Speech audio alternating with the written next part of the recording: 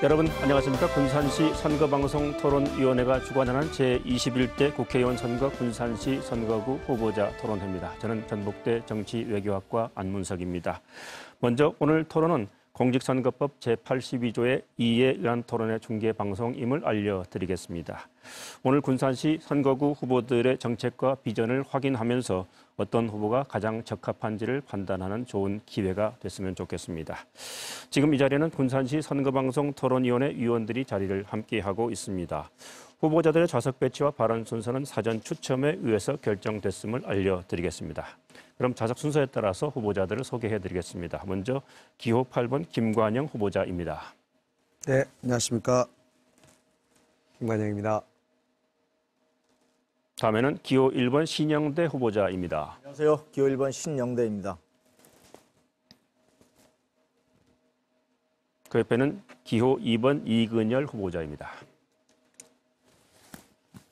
안녕하십니까. 기호 3번 이근열입니다. 2번. 토론에 앞서서 토론 방식을 설명드리겠습니다. 오늘 토론회는 각 후보자의 기조 연설을 시작으로 해서 공약 발표와 개별 질문, 후보자 자유 주도 토론, 공통 질문 이런 형식으로 진행이 되겠습니다. 후보자 주도 자유 토론은 후보자가 주도권을 가지고 주어진 시간 동안에 상대 후보자에게 질문을 하는 시간입니다. 기조 연설과 공약 발표는 각 1분, 공통 질문과 개별 질문에 대한 답변은 각 2분, 그리고 후보자 주도 자유 토론은 8분씩이 주어집니다. 자유토론의 질문과 답변은 1분 이내로 해주시길 바라겠습니다. 질문과 답변의 제한 시간은 후보자 정면에 설치된 모니터를 통해서 고지가 됩니다. 오늘 토론은 페이스북과 유튜브의 KBS 뉴스 전북을 통해서도 실시간 생중계되고 있습니다. 먼저 기조 연설 순서입니다. 시간은 1분입니다. 순서에 따라서 김관영 후보자부터 기조 연설 해주시기 바랍니다. 사랑하는 군산 시민 여러분, 기호 8번 김관영입니다. 뒤로 간 8년, 집권 여당 후보의 슬로건입니다. 저는 이 말이 참으로 모욕적이었습니다. 위기 극복을 위해서 그동안 정말 애써오신 군산 시민들의 마음, 또 군산 시장님, 시의회 의원들의 모두의 노력을 짓밟아버렸기 때문입니다.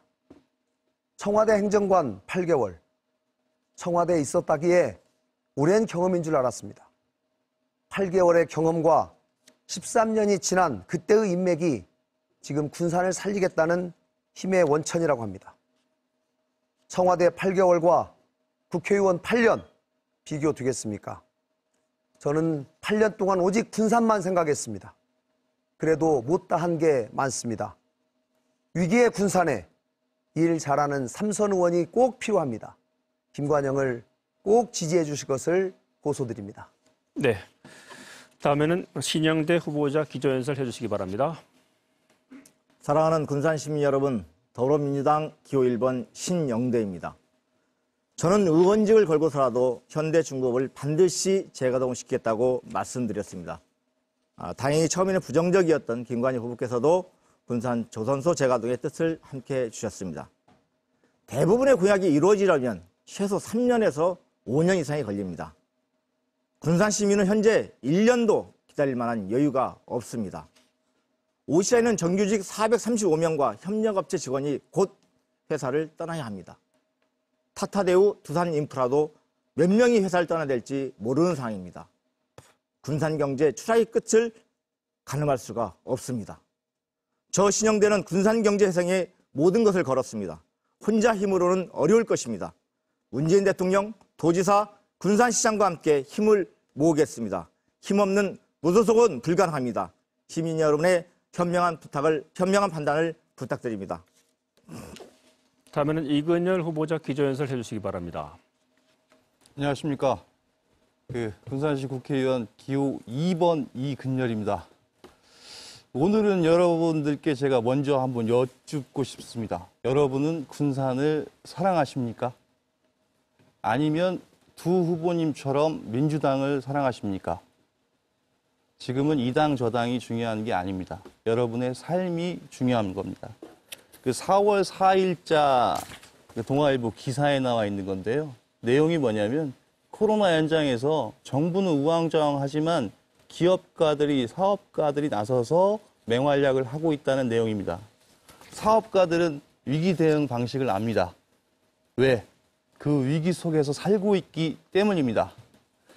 그럼 여러분 중에서 이런 말씀 하실 수 있을 거예요. 설마 집권 여당이 낫겠지. 설마 재선 국회의원이 낫겠지라는 말씀을 하실 수도 있겠는데 설마가 사람을 잡는 겁니다.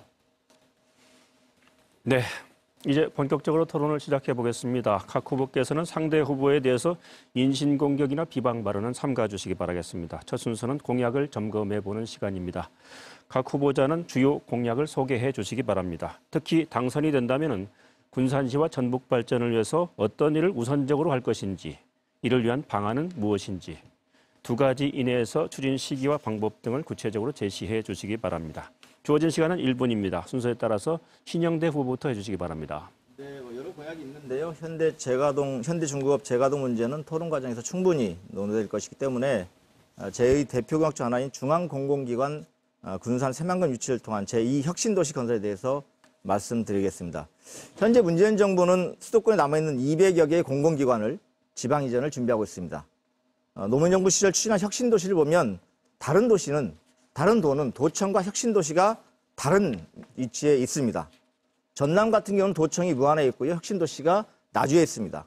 심지어 시가 2개인 제주도만 보더라도 제주시에 도청이 있고 서귀포시에 혁신도시가 있습니다. 유일하게 전라북도만 도청과 혁신도시가 같은 지역에 있습니다. 그래서 이번만큼은 공공기관을 이전하는 경우에 군산에 반드시 유치해야 된다. 전북 도내의 균형 발전 그리고 군산 새만금의 속도 있는 발전을 위해서 당연한 일이라 생각합니다. 대기업 1개 이상의 효과가 있는 중앙공공의 유치는 제 임기 시작과 동시에 1차적 추진할 과제라고 생각합니다. 네, 다음에는 이근열 후보자 공약 제시해 주시기 바랍니다. 네, 저는 이제 이 군산 경제를 먼저 말씀을 드리면 이런 경제 상황에서는 다들 아시니까 돈을 벌거나 돈을 아끼거나 2개를 다 하거나 해야 됩니다. 현대중공업 군산조선소를 선박 수리소로 변경해서 빨리 가동할 수 있으니까 그렇게 하겠다는 제 공약은 돈을 버는 공약, 돈을 아끼는 공약, 상품권 폐지입니다. 상품권 폐지라는 얘기를 제가 말씀드린 큰 이유는 군산시의 재정 자립도가 20% 남짓됩니다. 쉬운 말로 군산시를 운영하는 데 있어서 70 이상은 정부의 돈을 받아야 된다는 얘기죠. 물론 세금이 포함된 거긴 하지만 작년에 상품권 때문에 155억이 집행이 됐어요. 군산시에서. 군산시 예산을 다 쪼개보면 여러분들이 한 달 사용할 수 있는 돈이 16만 원 정도 됩니다.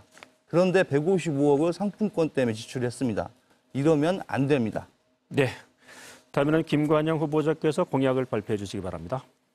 네, 군산 시민 여러분, 저는 5개의 주요 공약을 말씀드린 바 있습니다. 전기자동차 신재생에너지 클러스터를 완성해서 일자리 늘리겠다. 체류형 관광산업을 활성화해서 볼거리, 체험거리를 늘리겠다. 새만금 복합리조트를 반드시 완성해서 대규모 투자를 이끌어내겠다. 폐철도 부지 재생 사업을 내서 군산시도 정비하고 시민들도 쾌적한 공원을 늘리겠다. 도심 하천을 공원화하는 사업을 하겠다. 이렇게 5가지를 말씀드렸는데요.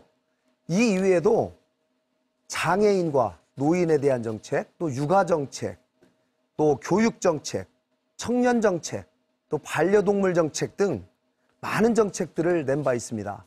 우리 시민 여러분, 집으로 배달된 이 선거 공보가 있습니다. 지난 8년간 뭘 했고 앞으로 뭘 할지가 꼭 담겨 있기 때문에 꼭 읽어보시기를 원하겠습니다. 다음은 후보자들에게 개별 질문을 드리는 시간입니다. 먼저 이근열 후보자께 질문을 드리겠습니다. 좀 전에 말씀을 하셨습니다만 지역상품권 폐지론을 공약으로 제시하셨어요. 이와는 반대로 각 자치단체에서는 지역상품권을 지역경제 활성화를 위해서 적극 활성화하겠다 이런 얘기들을 하고 있거든요. 예. 그래서 지역상품권에 대한 얘기를 좀 더 구체적으로 해주시고 이게 아니라면 지역경제 활성화를 위해서 어떤 대안 구체적으로 있는지 말씀해 주시기 바랍니다. 네. 시간상으로 봤을 때 우선은 상품권에 대해서 물어보시는 분이 많아요. 언론사든 뭐든. 그러면 상품권이라는 거는 어떤 일부 보전, 8%나 10%의 그런 보전을 받지 않습니까? 그 보전을 받는 분들한테는 사실 죄송한 부분이 없진 않아요. 하지만 이 상품권 때문에 손실을 보는 사람들도 있어요. 자영업자분들. 이제 그런 얘기는 세부적으로 말씀 안 드리고 제가 보시는 분 다 아시겠지만 그러면 군산시 전체적으로 봤을 때 자영업자의 손실과 보전을 받는 그분들의 플러스 마이너스를 이렇게 합쳐보면은 전체적으로는 손실입니다. 그런데 이걸 지역 경제를 살릴 수가 없는 거예요. 왜?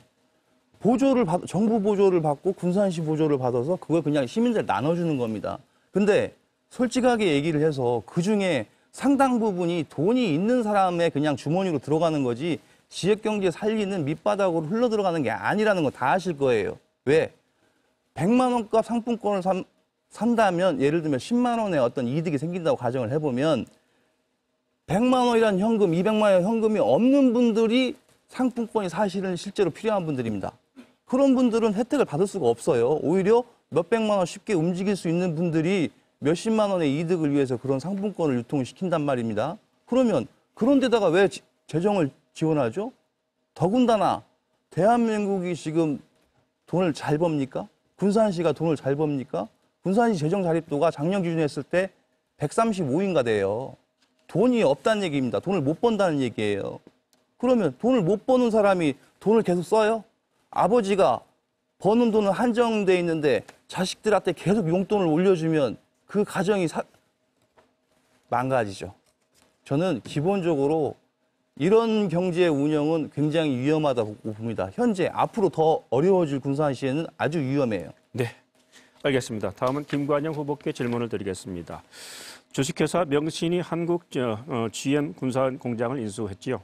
전기차 생산으로 군산에 활기를 줄 것이라 이렇게 기대를 모으고 있습니다.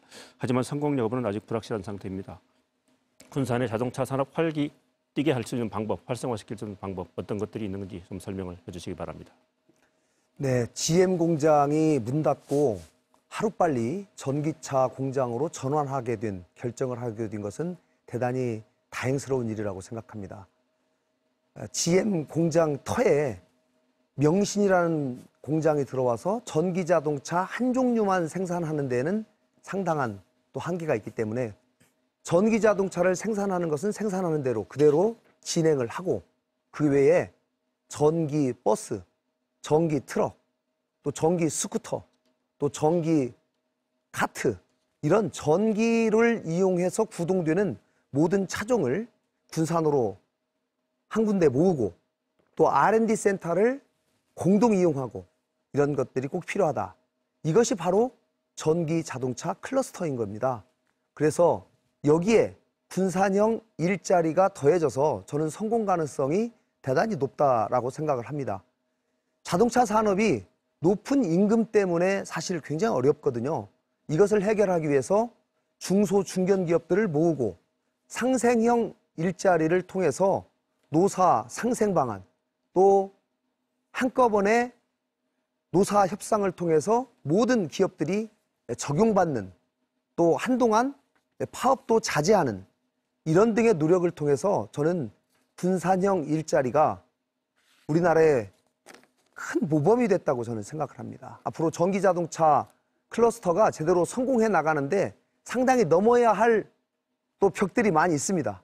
그러나 우리 군산 시민들과 함께 머리를 맞대고 노력하면 분명히 이 많은 산들을 극복할 수 있을 것이다 저는 생각을 하고 군산이 전기자동차에서 대한민국을 선도하는 그런 지역이 될 수 있도록 반드시 해내도록 하겠습니다.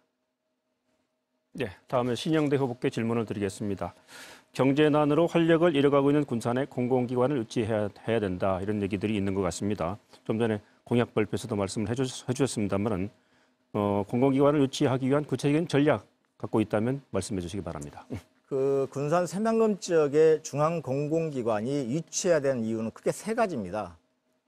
모두 발언에서 말씀드린 것처럼 그 대한민국의 노무현 정부 시절에 추진했던 1차 공공기관 이전 경우에 그 공공기관을 받은 도에서는 대부분 도청 소재지와 혁신도시 유치를 중앙 공공기관 유치를 다르게 배치했습니다. 예를 들면 강원도만 보더라도 춘천에 도청이 있고 원주에 혁신도시가 있습니다. 우리 전남도 마찬가지로 아까 말씀드렸다시피 무안에 도청이 있고 나주에 혁신도시가 있고요.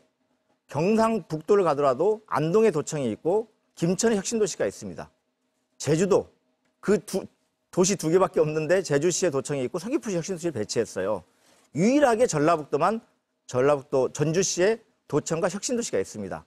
이번에 문재인 정부에서 혁신도시, 중앙공공기관 지방 이전 시즌2로 준비하고 있는데요.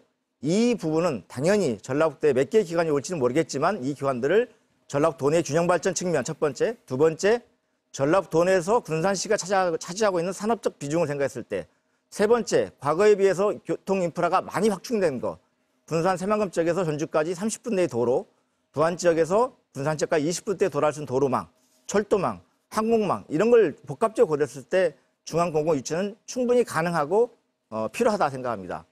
특히나 군산 새만금 지역이 빠르게 발전하는 거, 개발하는 거에 있어서 공공기관 유치는 큰 역할을 할 것이다. 가속도를 높이는 데 큰 마중물 역할이라 생각합니다. 공공기관에 들어오면 당연히 그와 유관된 기관들도 함께 들어올 거고 그런 기업들이 들어옴으로 해서 새만금 개발에 가속도가 붙을 것이라고 확신합니다. 그래서 전라북도 그리고 군산시 그리고 전라북도의 모든 자치단체가 정치 힘을 모아서 전라북도 함께 사는 길, 전라북도가 전체 발전한 길이 뭔가를 고려한다고 한다면 당연히 군산 새만금에 유치해야 된다. 이렇게 저는 확신하고 있고요. 그런 협조를 구할 생각입니다. 이번에는 후보자 주도 자유 토론입니다. 토론 방식을 간단히 설명드리면요. 각 후보자들께서 8분의 시간을 가지게 됩니다. 주도권을 가진 후보는 8분 동안 상대 후보에게 자유롭게 질문, 보충 질문할 수가 있습니다. 질문과 답변 시간은 1분 이내로 해주시기 바랍니다. 저는 이 시간에 되도록 개입을 안 하겠습니다. 8분 자유롭게 쓰시되 잘 아시겠지만 인신공격 또 비방 발언 이런 거는 하시면 안 됩니다. 하시면 법에 걸립니다. 그리고 상대 후보 한 분만 집중적으로 하지 마시고 두 분께 고루고루 질문을 해주시면 감사하겠습니다. 먼저 김관영 후보부터 시작해 주시죠. 네. 전문성과 역량은 군산 국회의원을 뽑는데 매우 중요합니다. 팩트 체크 좀 하도록 하겠습니다. 신영대 후보에게 질문하도록 하겠습니다. 어제 이재정 경기도 교육감 정책비서관을 1년 3개월 정도 하셨다고 했습니다. 맞습니까? 다 물어보시고 답변 드리겠습니다. 자, 그러면요. 경력증명서상에 기재된 정확한 직책과 급수가 어떻게 되는지 말씀해 주십시오. 다 함께 물어보시고 1분 채워주시고 답변 드릴게요. 1분을 채워야 됩니까, 사회자님? 그렇지는 않습니다. 네. 되도록 1분. 아니 어차피 경력을 물어보실 거니까 다 물어보신 아니, 다음에 경력은 그것만 물어보려고 아예 그래요. 다 물어보시고 답변 드릴게요. 네. 자, 그러면 도로협회 상임 하나하나 좀 답을 해주셔야지 다음 진행이 됩니다. 네. 왜 뭐 답변을 못 하실 특별한 이유가 아니 있는 건가요? 말씀하시면 질문에 대해서 답변은 100% 질문을 드리겠습니다. 드렸잖아요. 같이 통으로 묶어서 질문해 자, 주시죠. 1분 됐습니다. 말씀 좀 해주십시오. 교육감 네. 정책비서관 1년 3개월에 경력증명서상에 기재된 정확한 직책과 급수를 말씀해 주십시오. 교육감님을 정책적으로 보좌하는 역할을 하는데요. 5급입니다. 지방 기관들은 비서관을 채용하는 데 있어서 직급이 5급짜리 하나밖에 없습니다.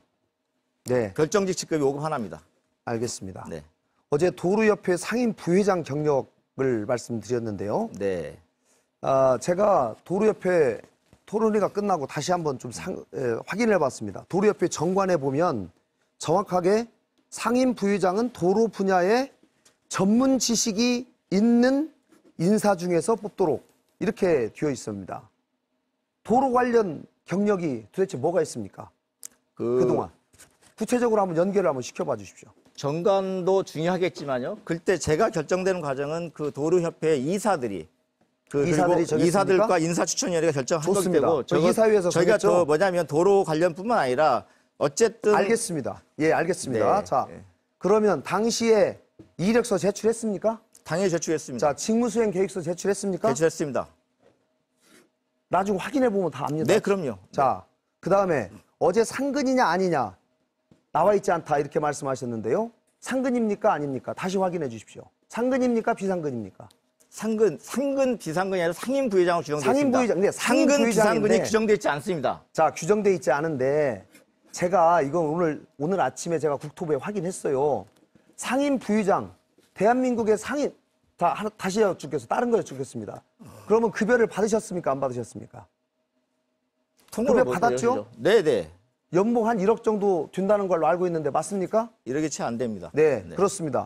그러면은 상근 아닌 그 자리에 연봉 거의 1억 가까이 줍니까? 이런 직장이 있습니까? 대한민국에? 자, 저는 지금까지 대한민국에서 상임이라는 말이 들어갔는데 상근이 아니다. 이걸 몰랐다. 저는 처음 들어봅니다. 국회의원 8년 하는 동안에. 말 바꾸지 마십시오. 엄하게, 애매하게. 저는 도로협회 상임부의장 일주일에 며칠 출근했습니까? 계속 현장에. 말씀하시죠. 며칠 출근했습니까? 말씀하십시오. 계속 질문해 주세요. 자, 당시에 도로협회에 2019년 3월에 취임하셨죠? 네. 자, 그리고 12월에 그만뒀더라고요. 7월에 군산시 지역위원장을 취임했어요. 그해 7월에 경선도 있었습니다. 지역위원장 후에 저하고 모든 행사장에 자주 마주친 건 아실 거예요. 도로협회 상임부의장에 그러면은 출근 한 날도 있고 안 할 날도 있고 어제 그렇게 말씀하셨는데 이렇게 하고 1년에 연봉 1억 가까이 받는 이런 신의 직장이 어디 있습니까? 이게 공정합니까? 이것이 문재인 정부가 지향하는 공정한 사회 맞습니까? 대한민국 취준생에게 부끄럽지도 않습니까? 한번 말씀해 보세요. 네. 그 아시다시피 그 도로협회 상임부회장을 제가 역임했습니다. 실제 지금 현재까지도 직을 유지하는 데 대해서 전혀 문제가 없었습니다. 하지만 제가 총선 출마를 결심한 순간에 그리고 그 결정된 순간에 그 사표를 냈습니다. 사실 지금 4월 달에 지금 직을 갖고 있어도 정관상에 거짓말하지 마세요. 정관상의 정치 활동하는 부분과 그만둔 날짜가 상임 부회장을 함께 갖고 있는 것이 전혀 금방도 또 문제가 거짓말하셔요. 아니 질문 답변하지 총선을 결정하는 순간이라는 총선 예비 후보 등록하시고 나서도 상임부의장직을 그대로 가지고 계셨어요. 12월 상당 기간. 아니 그렇게 제가 답변을 드릴까요? 네, 드릴까요? 그 부분 정확하게 한번 네. 설명을 해보십시오. 제가 12월 31일부로 퇴직 처리가 됐는데요. 12월 총선 후보 등록과 함께 사퇴 처리를 했습니다. 사표를 냈고요. 그 진행되는 과정이 한 보름 정도 걸렸을 뿐입니다. 그럼 그러면 12월 당연히 월급, 예비 후보 등록하기 전에 사표를 냈죠. 그러면 12월 월급 다 받으셨습니까? 그러면 10일 동안만 5일 6일간 받았습니까? 당연히 근무한 기간만큼밖에 못 받았겠죠. 그거 나중에 확인 다 됩니다. 그 부분에 대해서는 정확하게 말씀하셔야 됩니다. 자, 네, 그렇고요. 청와대 행정관 8개월이라고 들었습니다. 8개월, 13년 전에 8개월을 하셨어요. 8개월 한 것이 지금 청와대의 인맥을 자랑하고 있습니다. 제가 공부지에 가지고 왔는데요. 청와대의 인맥과 현장 실무를 튼튼히 쌓은 신영대 좋습니다. 저는 도대체 청와대에서 8개월을 근무한 것이 청와대의 인맥을 튼튼히 쌓은 계기가 되었다. 저 사실 국회의원 8년 하고도 사실 국회 인맥 쌓기 참 쉽지 않더라고요. 그런데 어떻게 이렇게 했는지 모르겠습니다. 자, 올 1월에 하나 더 질문하겠습니다. 올 1월에 언론 보도를 보니까 균형발전위원회 전문위원 하신 거 굉장히 또 자랑하시는데요. 균형발전위원회 이촉위원 95명 중에서 38명이 이번에 총선 출마했어요. 균형발전위원회가 출마자 양성소입니까? 이거 선거용 이력 만들기 위해서 균형발전위원회 어제 또 말씀하셨어요. 지금 거의 1년 동안 회의 3번 갔다. 3번 중에서 3번 회의 참석하신 것 중에서 군산과 관련된 일이 뭐가 있습니까? 신 후보가 제안한 거 한번 말씀해 보세요. 한 가지만 말씀해 보세요. 군산 관련해서 균형발전위원회 전문위원으로서 회의 참석해서 이거는 군산을 위해서 꼭 해야 됩니다라고 건의한 거 있는지 한번 말씀해 보세요. 네. 질문이 너무 많으셔서 1분 19초 다 주시죠. 네, 말씀을 일단 해보십시오. 네, 우리 김관영 후보께서 저희 청와대 기강이 짧다, 이런 경력화 되지 않겠냐, 부족하지 않냐 말씀하시네요.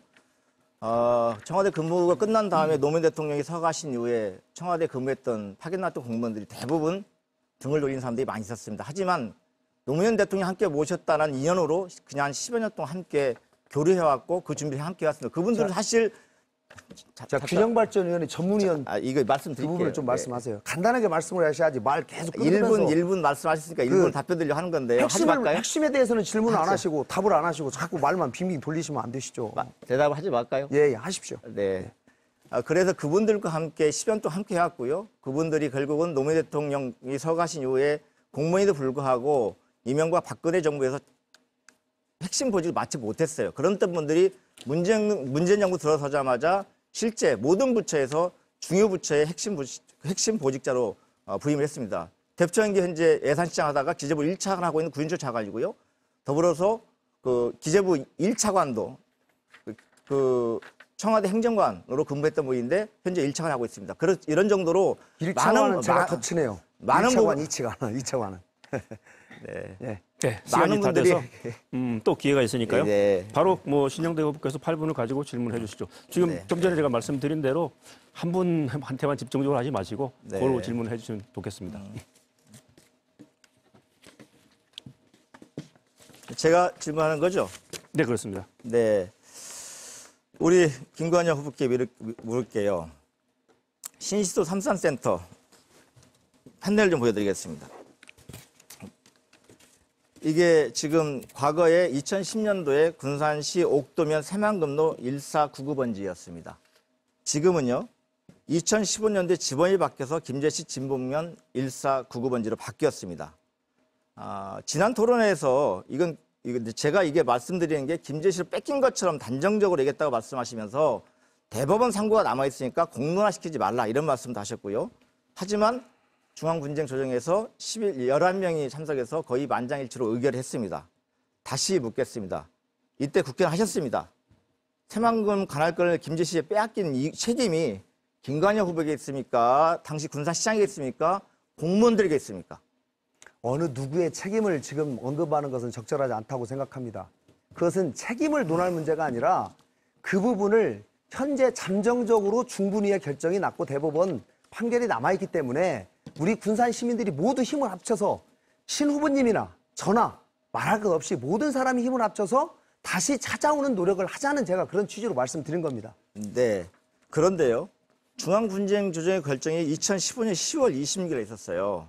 어제 말씀하셨던 것은 이것은 지방자치법에 의해서 진행되는 거기 때문에 과거의 관습 판례가 인정되지 않는 거기 때문에 이 부분에 대해서 지방자치 개정안이 필요했다고 말씀하셨어요. 그런데 그러면 2015년도에 중앙분쟁조정위원회에 판결이 있기 전에, 의결이 있기 전에 제 생각에는 2012년 취임하시자마자 법률가시니까 먼저 개정 법률 내셨어야 맞는데 그렇지 못했고요. 결과적으로 언제 법률 개정을 내셨냐면 판결이 난 이후에 2002년이 지난 2017년 8월 16일 개정 법률을 내셨어요. 또 반면에 군산시 같은 경우들은 대법원과 헌재에 판결이 나자마자 의결이 나자마자 2015년 11월에 바로 소를 제기했습니다. 그러고서 2년 후에 법률을 내셨어요. 근데 법률도 발의하신 분들 보니까 누구 하셨죠? 공동 발의하신 분들이?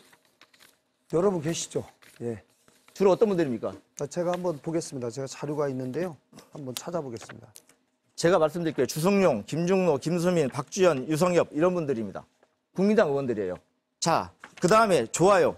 2017년도에 개정 법률안 낼 때만 해도 그냥 평의원이셨으니까 어려울 수 있다 생각합니다. 근데 2018년도에 6월 25일 날 원내대표 취임하셨어요. 현재 이 법률은 어디가 있습니까? 행자위에 있죠. 행자위에. 2010년도에 발의한 법률이 2020년 현재까지도 행자위에 계류되어 있습니다. 올해 국회 끝나면 어떻게 됩니까? 20대 국회 끝나면. 자, 이제 폐기되죠. 폐기되는 거죠. 예, 네, 예. 그러니까 뭐냐면 이렇게 면피성, 뒷북 개정 내면서 내 책임이 없다. 이렇게 말씀하시면 안 된다는 거예요. 좋아요. 해법을 모색하는 것은 함께 모색하자는 취지는 100% 공감합니다. 저도 앞으로 그럴 거고 김관영 후보께도 그런 지혜를 얻으리라 생각합니다. 하지만 답변할 기회를 좀 네, 주십시오. 네. 그러니까 이런 부분에 대해서 적극적으로 어떤 노력을 저는 제가 볼 때는 노력이 전혀 안 보여드린 것 같습니다. 어떤 노력 하셨습니까? 자, 네. 제가 말씀드리겠습니다. 당시 중분위의 결정이 있기까지 군산시 또 김제시 모두 자기 관할권을 확보하기 위해서 많은 노력을 했었고 당연히 군산시는 군산시대로 최선 노력을 다했습니다. 당시 군산시장님은 문동신 시장님이었고 국회의원은 저였습니다. 그러나 지방자치법이 2009년에 개정되면서 관할을 인정할 때 판단할 때 적용할 구체적인 기준들이 법에 명시가 되어 있지 않았어요. 그러다 보니까 과거에 관할권을 가지고 있는 지방자치단체에게 우선권을 주도록 되어 있는 관습법이 사실은 효력을 상실하게 된 것이죠. 어쨌든지 저도 변호사를 해봤습니다만 재판이 끝난 다음에 지면 많은 분석을 하게 됩니다. 반성을 하게 됩니다. 왜 졌을까? 그러면 다음에는 어떻게 이길까? 이런 데를 반성하는데요. 2017년에 법안 내고 아직 통과 안 됐는데요. 네, 네, 그렇기 때문에 네, 네. 짧게 제가 하시죠. 네, 지금 그러니까 10초 만에 말씀드릴게요. 후보한테 질문 10초만 드려야 말씀드릴게요. 되니까요. 네. 이것이 제가 삼선 의원이 돼야 되는 이유입니다. 삼선 의원이 되면 제가 상임위원장 돼서 다시 법 내서 반드시 통과시키겠습니다. 아니 상임위원장은 본인이 하고 싶은 대로 합니까? 저희 아니, 잘 당에서 아시잖아요. 저희 당에서 삼선 의원들 중에서 나이가 어려서 상임위원장 못 하신 분들이 대다수입니다. 자, 이근혁 후보께 질문 드릴게요. 아, 네. 예. 그 국제 마약 치유센터 협회 중앙 부회장을 예. 현직이신 거죠? 예. 네. 그 카지노하고 도박이 다른 용어라고 생각하십니까? 카지노란 단어하고 네, 카지노. 도박이라는 단어가 다른 의미를 가지고 있는 단어입니까? 좀 달라 보이는데 그 카지노 도박? 카지노는 뭐 장소를 얘기하는 거고 도박은 행위를 얘기하는 거니까. 카지노를 그 사전을 찾아보면 네. 도박장이라고 합니다. 도박장이라고. 근데 우리 사회에서 가장 심각한 중독 중에 하나가 네. 결국 마약 중독과 도박 중독이잖아요. 그렇죠. 근데 어쨌든 우리 김관희 후보께서는 전라북도민과 군산 시민을 출입을 제한하는 카지노가 포함된 복합 리조트를 만들겠다. 예. 네, 이런 말씀하셨어요. 예. 그런 측면에서 우리 내국인 도박장 유치에 대해서는 어떤 생각 갖고 계십니까? 군산시에. 아, 제 생각을 여쭤보시는 거죠? 네네, 그렇습니다. 내국인 도박장 유치에 대해서 이게 카지노를 말씀하시는 건데 카지노가 군산에 들어오나요? 자, 여쭤보셨으니까 말씀을 드리죠. 이제 원쿠션으로 지금 가시는 건데 그래 그 정선 카지노가 지금 허가 만료가 2025년입니다. 2025년인데 그 안에는 복합 리조트 내 카지노 내 들어올 일이 군산에 없어요. 자, 두 분의 이제 이건 제 의견이고 두 분이 다투시는 그 쟁점을 말씀드리면 도박은 관리를 어떻게 하느냐에 따라서 제가 중독 관련된 치유 그런 관련된 일을 하니까 실제 이런 사람 많이 만나보면 도박이나 이런 중독성 있는 것들은 관리를 어떻게 하느냐에 따라서 신 후보님이 말씀하신 대로 도박이 될 수도 있고 김 후보님이 말씀하신 것처럼 오락이 될 수도 있어요. 네, 말씀 들었습니다. 어쨌든 어려울 거다 말씀을 하셨던 거고요. 저는 아까 계속적으로 우리 김관희 후보께서 저에 대해서 이런 경력이 일천하다 이런 표현들을 하시려고 자꾸 그런 말씀 하시는 것 같은데 제가 우리 김관희 후보께 80년대 민주화운동 시기에 뭐 했냐 물어보지 않습니다. 한마디로 사법고시 패스하시고 머리 좋으셨는데 과거에 서민들을 위해서 일하시는 민주화를 위한 변호사 모임도 계신데 김현장에서 누구를 위해서 변론했냐 물어보지 않습니다. 그러니까요. 저는 무슨 말씀 드리고 싶냐면 심지어는 우리 지지자들 중에서 제가 보고 전국가 이범이라고 지금 페이스북에 올리고 있어요. 저 1987 영화 보면서 또 딸에게 별로 부끄럽지 않았어요. 민주화 운동을 하다가 어쨌든 감옥 갔다 온 것을. 또 어떤 시점은 저한테 군 면제 받았대요. 저 감옥 갔다 왔지만 군대 갔다 왔어요. 저는 뭐냐면 김관영 후보께 드리는 제 질문 요지도 대부분 8년의 평가였습니다. 25년 전에 김관영 후보 뭐 하셨습니까? 그러니까 그러니까 뭐냐면 그러니까 8년 동안 저는 이렇게 8년 동안 한 얘기만 제가 말씀드리겠습니다. 8년 동안 뭐 했냐? 네. 우리 신 후보님이 지금 국회의원 되시면 하시려고 하는 주요 공약을 제가 다 추진했습니다. 지금 추진하고 있습니다. 그런 일을 했어요. 예. 지금 알고나 좀 말씀하시죠. 추진은 언제까지 예, 추진입니까? 시간이 다 됐습니다. 예. 다음에는 이근열 후보께서 8분의 시간을 가지고 질문을 해주시면 되겠습니다. 예, 이근열입니다. 오늘 두 분 토론을 보니까 이제 활기가 있어 좋습니다. 근데 대신 과거에 살고 계신 것 같아서 조금 아쉬운 점은 있습니다.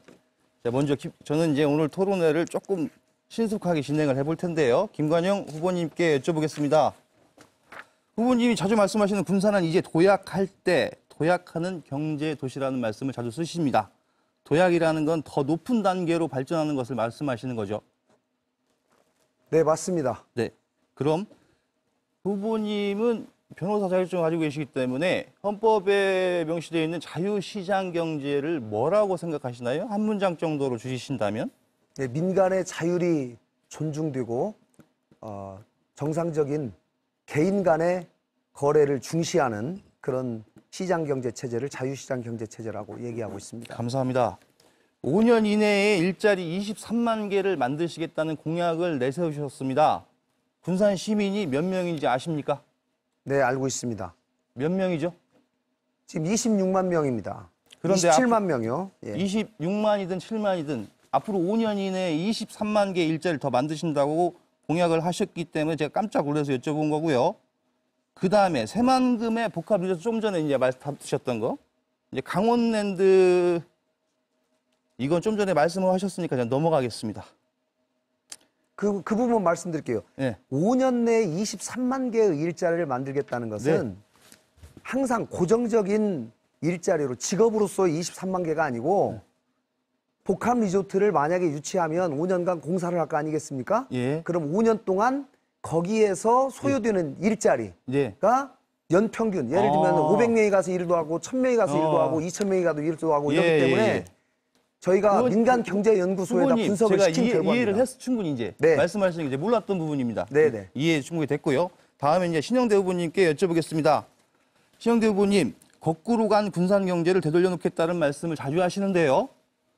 그 한 분은 좀 전에 그 김 후보님 뭐 도약할 때라고 얘기를 하시고 신 후보님은 거꾸로 갔다고 얘기를 합니다. 네. 서로 상반되는 말씀을 하시는데 누구 말이 맞죠? 그 실제 지표가 말해주고 있지 않겠습니까? 사실 3년 동안 군산 인구가 10,000명이 줄었어요. 그리고 2월 달에, 올해 2월 달에도 한 580명 정도가 줄은 걸로 알고 있고요. 지난 3월 달에도 400명이 넘게 줄었습니다. 결국은 군산에 일거리가 없기 때문에 군산을 떠난 분이 늘어나고 있는 거거든요. 결국은 후보님 네. 그런데 제가 여쭤본 질문이 두 분의 이제 경제 상황을 판단하는 시각이 너무 차이가 크기 때문에 여쭤본 건데 후보님 답변이 지금 인구수를 얘기를 하시면 제 질문에 조금 벗어나는 아니 것 같으니까. 여러 가지 지표가 있는데 먼저 인구수를 말씀드렸고요. 네. 2차적으로 또 소규모 점포의 공실률이 25%가 넘습니다. 4개 중 하나가 비어 있습니다, 사실. 아. 그렇잖아요. 그리고 눈에 보이다시피 지금 OCI도 지금 뭐 구조정이 거의 뭐 마무리될 단계까지 다 있는 거고요. 타타데오도 구조정 시작하겠다 하는 거고, 두산 인프라코어도 구조정을 시작하고 있어요. 그래, 자, 알겠습니다. 이런 네. 경제적 상황들을 봤을 때, 네. 후보님 말씀 제가 이해가 됐어요. 그러면 네. 이제 김 후보님이 거짓말 하신 걸로 하고 넘어가겠습니다. 아니요, 자, 저는 그러면 제가 김 후보님 제가 나중에 기회를 드릴게요. 아니 거짓말했다고 하니까 거짓말 한 거는 아니라는 걸 제가 간단히만 말씀드려요. 그럴까요? 제가 예. 군산은 다시 제가 재도약하자는 말은 썼습니다. 그러나 그 말은 뭐냐면 지금 군산이 굉장히 어려운 거 맞아요. 그리고 군산 경제도 최근에 사이즈가 굉장히 줄어든 것도 맞습니다. 제조업 생산량도 줄어들었어요. 그러나 여기서 주저앉을 수는 없다. 다시 일어서자. 그리고 우리가 여기서 다시 도약을 재도약. 해야 된다. 그런 취지로 제가 알겠습니다. 말씀드린 예. 겁니다. 도약 앞에 제자가 붙으면 이해가 네. 됩니다. 네. 그러면 말씀 이제 감사하고요. 그 신영대 후보님께 여쭤보겠습니다. 후보님의 공약을 보면 현대중공업 관련하여 제2군산형 일자리 방식 모델을 검토해 수리조선 사업 추진을 통해 침체기에 빠져 있는 군산 경제를 살리는데 모든 역량을 쏟아붓겠다라는 내용이 있습니다. 네, 네, 있습니다. 여기에 군산형 일자리라는 말이 있는데요. 네. 군산형 일자리가 무슨 말이죠? 무슨 의미죠? 지금은 일자리가 결국은 지역 경쟁력이라고 표현된 사회 아니겠습니까? 일자리가 복지라고까지 표현하고 있고요. 그런 측면에서 군산에서 일자리의 위기 상황이기 때문에 일자리를 만드는 방식, 현대중공업을 재가동시키는 방식은 결국은 현대중공업이 이익이 나게 하는, 생산성을 높이게 하는 제안들을 해야 될 텐데 그 제안의 방식이 군산형 일자리일 거다.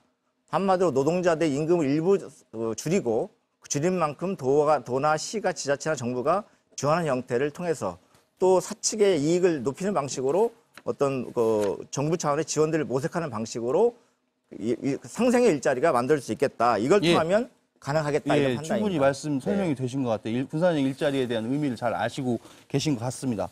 그런데 이제 군산형 일자리는 그 광주형 일자리의 동생으로서 그 수준은 일감은 쉽게 표현드려서 일감은 풍부한데 일할 근로자들이 적정 임금이 아닌 급여로 일을 하게끔 만들려고 하는 게 그게 이제 광주형 일자리 동생 군산형 일자리인데 그러면 이거는 수주가 풍부해야 되는 업종이나 재고 보유를 많이 할 수 있는 업종이나 이런 부분에 접목을 시켜야 된다고 저는 보는 사람이기 때문에 사실 이쪽하고는 좀 안 맞다고 봐요. 그래서 여쭤본 거고 그 다음에 신 후보님께 이거 하나 더 여쭤볼 게 있어서요. 시간 충분합니다. 집권 여당이라는 말씀을 자주 하시는데요. 이게 집권 여당인 나를 뽑아주면 이제 내가 집권 여당이 힘이 있으니까 내가 군산에 뭘 하겠다 뭐 이런 의미예요. 이제 누구나 다 아는 것처럼. 그러면 후보님은 뭘 하십니까? 그렇지 않습니까? 우리가 누군가에게 도움을 요청할 때 그냥 도와주세요. 뭘 도와줄까? 좀 저 좀 도와주세요. 이러면 도와줍니까? 결국은 도움을 요청할 때는 구체적인 플랜을 가지고서 얘기를 해야 되는 거다. 그렇지. 지역 현안에 대해서 정확하게 이해도를 가지고서 방법을 찾아서 네. 필요하면 도지사도 만나고 시장도 만나고 의원들과 협의도 하고 시민들의 지혜를 구하기도 하고 이런 과정들이 안을 만들어서 정부, 집권 여당이나 정부에 요청을 하는 거죠. 그렇지. 그런 역할 제가 하려고 하는 겁니다. 예. 그 말씀. 이제 그 부분은 이 보시는 분들 제가 보기엔 다 알 것 같아요.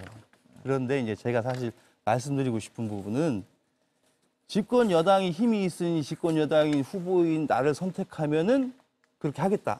그런데 집권 여당의 후보로서 당선이 되셔서 민주당에 이제 국회에 입성을 하시게 되면 거기에 후보님 같은 분이 100명이 넘어요. 그러면 그분들 다 해줍니까? 그러면 그분들을 또와 경쟁을 또 해야 돼요. 그러면 저는 후보님한테 원하는 게 이번 토론회든 뭐든 여기서 후보님의 개인적인 어떤 역량을 피력을 해주셔야 저도 군산 시민입니다. 네. 그래서 그런 부분을 느껴야 아 저분이 민주당 후보시지만 들어가서 다른 민주당 국회의원들하고 경쟁을 해서도 군산에 뭔가를 더 가져올 수 있겠구나. 이런 믿음이 생기거든요. 그거 한마디 해주세요. 네. 우리 김관여 후보께서 8년의 국회의원 경력을 말씀하시는데 그전까지는 김현장이 변호사로 계셨고요. 저 같은 경우들은 끊임없이 정당에서 또는 정치 현장에 있었습니다. 정치 현장 같은 정치라는 것은 끊임없이 국민들과 시민들과 소통하는 과정이 자리에 있는 거고요. 그런 과정에 공무원직을 좀 몇 차례 수행했죠. 국회의원 보좌관 아시지 않습니까? 국회의원과 함께 모든 일을 함께 준비한 직업이지 않습니까? 시간 다 됐습니다. 예. 여러분께서는 지금 군산시 선거방송 토론위원회에서 주관하는 제21대 국회의원 선거 군산시 선거구 후보자 토론회를 시청하고 계십니다.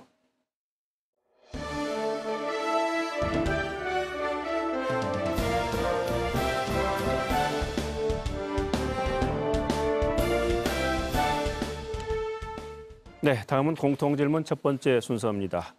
군산조선소의 크레인이 멈춰선 지 1000일이 넘었지요. 자치단체 정치권의 노력이 계속돼 왔음에도 불구하고 군산조선소 재가동이 아직 감감무소식입니다. 조선소 문제 어떻게 풀어가야 할까요? 신영대 후보께서 먼저 답변을 해주시기 바랍니다. 제가 오죽했으면 군산 조선소 재가동에 무언지를 걸겠다고 말씀드렸겠습니까? 근데 꼭 해야 됩니다.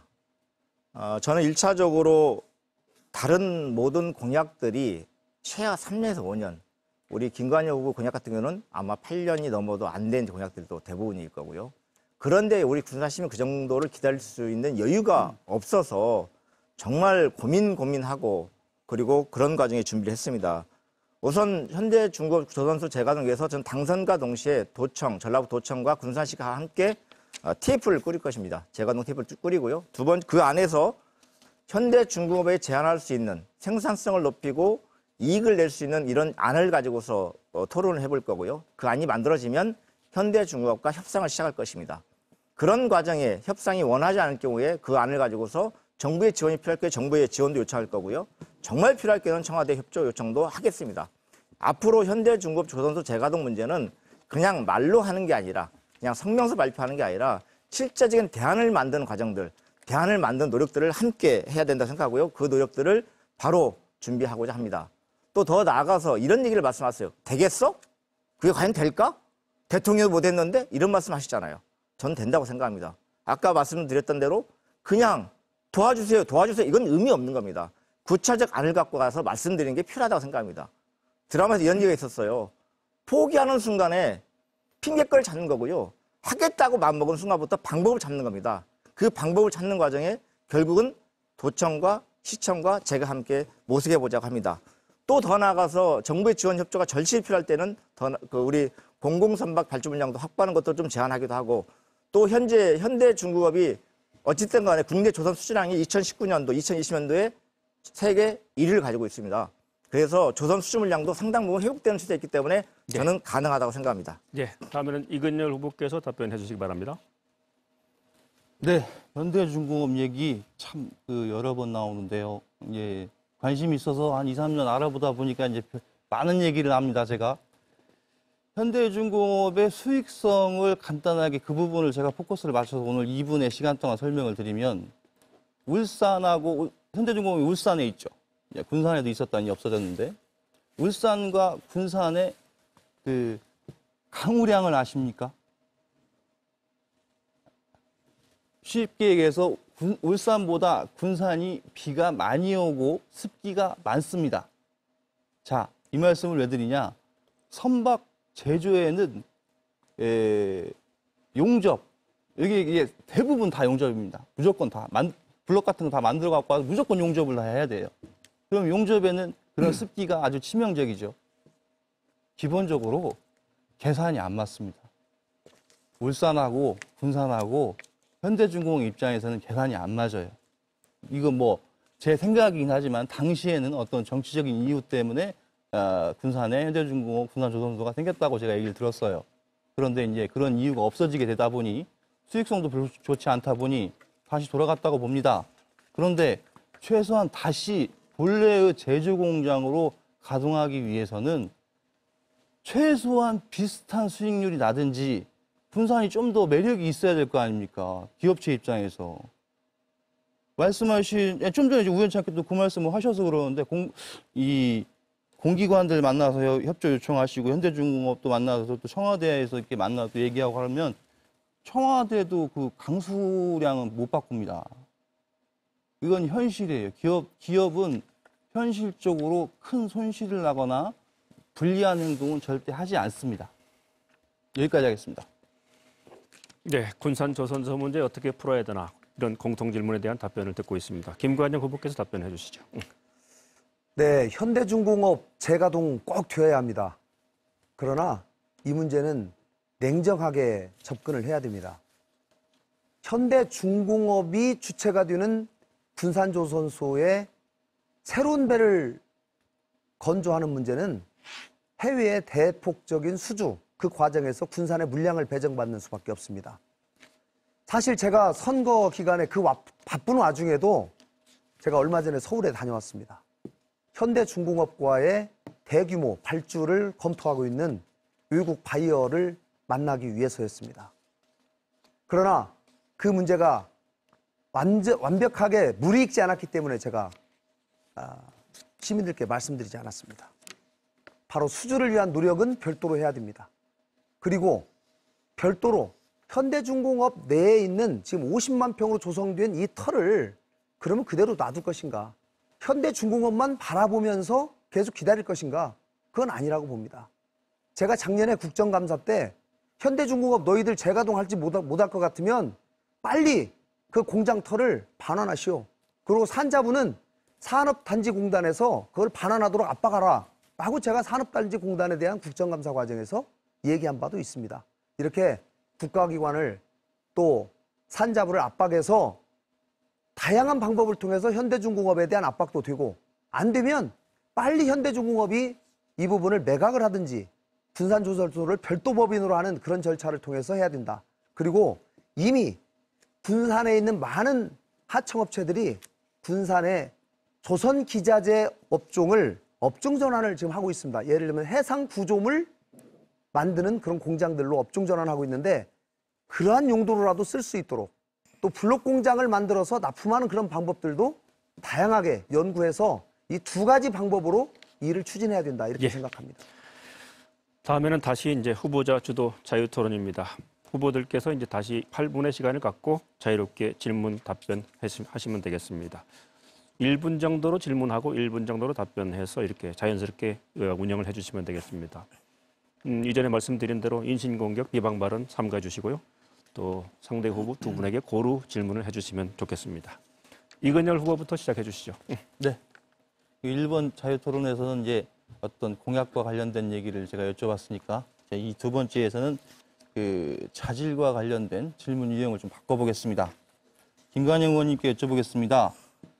김관영 의원님은 현역 국회의원이시기 때문에 국회의원이 되고자 하는 저희들한테 한 말씀 해주신다면 국회의원의 자격 조건이 뭐죠? 가장 중요한 것은 군산 시민을 사랑하는 마음, 또 군산 시민들의 아픔을 같이 느끼는 공감 능력이라고 생각합니다. 감사합니다. 공감 능력을 계속 유지하기 위해서는 많이 만나야 된다고 생각합니다. 굉장히 훌륭하신 말씀 같습니다. 그럼 8년 동안 그에 합당하게 국회의원직을 수행했다고 생각하십니까? 네, 100%는 아니지만 제가 군산 시민들께 국회의원 하는 동안 매주 주말에 내려와서 군산 시민들을 만나고 듣겠습니다. 약속했고 그 약속을 8년 동안 지켰습니다. 네, 감사합니다. 그럼 중간에 확인하고자 신영대 후보님께 잠깐 여쭙겠습니다. 지난 토론에서 김 후보님한테 김관영 후보가 공약의 상당 부분을 이행하지 않았다라고 하셨는데 그런 적이 있으시죠? 네, 그렇습니다. 네. 자, 그럼 다시 김 후보님한테 묻겠습니다. 네. 이제 저는 좀 생각이 좀 다르긴 해요. 네, 이제 무조건 이제 지나간 공약에 대해서 공약을 지키지 못했다고 같은 후보 입장에서 나무라는 거는 약간 비난에 가깝다고 판단하는 사람이기 때문에 그건 아니고 대신 군산 시민들이 지금 현재 후보님을 그때 당시 선택했던 이유는 성실성 네. 이런 부분에 대한 신뢰를 가졌기 때문에 선택을 했지 네. 공약 이행을 무조건적으로 해라라고 해서 선택을 한 건 아니라고 봅니다. 네. 이 부분에 동의하시죠? 네, 동의합니다. 네. 네. 그러시면 지난 8년간 군산 시민의 믿음에 대해서 성실히 국회의원직을 수행했다고 자부하십니까? 네, 저는 참 열심히 했다고 자부합니다. 그러나 열심히 한 만큼 군산 경제에 관한 부분에서 성과가 나오지 않고 있기 때문에 그 부분 대부분 대단히 안타깝게 생각하고 또 더 노력해야 된다는 생각합니다. 제가 공약 부분에 대해서 금방 이근열 후보님께서 말씀을 주셨기 때문에 제가 그 부분만 간단히 좀 말씀을 드리겠습니다. 제가 표를 준비해 왔는데요. 하나만 말씀드리겠습니다. 네. 이 표가 예. 제가 사실 이 신영대 후보님께서 공약 이행이 안 됐다라고 지적하신 부분들이 있습니다. 몇 가지 있는데요. 시외버스 터미널 현대화 문제, 서해안철도 문제, 전북 분산대병원, 또 새만금 복합리조트, 여객용 대하 역사 건립, 또 새만금 경제특구 등등 이렇게 지적을 했어요. 자, 첫 번째는 이렇게 지적한 것 중에 명백하게 사실과 다른 것은 여객용 대하 역사 건립은 이미 건립이 돼서 70%가 지어지고 있습니다. 그럼 후보님. 예. 그 명백한 부분이 확인이 됐으니 예. 제가 질문할 시간이 조금 부족해지는 게 조급해서 네. 후보님 과거 공약에 대해서는 잊지 네, 이 잊지 모든 않은 걸로 공약들이 하겠습니다. 현재 진행 중이다라는 말씀을 꼭 드리고 싶습니다. 예, 감사합니다. 자, 신 후보님한테 이제 질문을 넘기려고 그럽니다. 네. 자, 신 후보님, 아까 이제 마지막으로 신 후보님하고 저하고 잠깐 얘기했을 때 네. 거기서 제가 이제 그런 생각을 해봤습니다.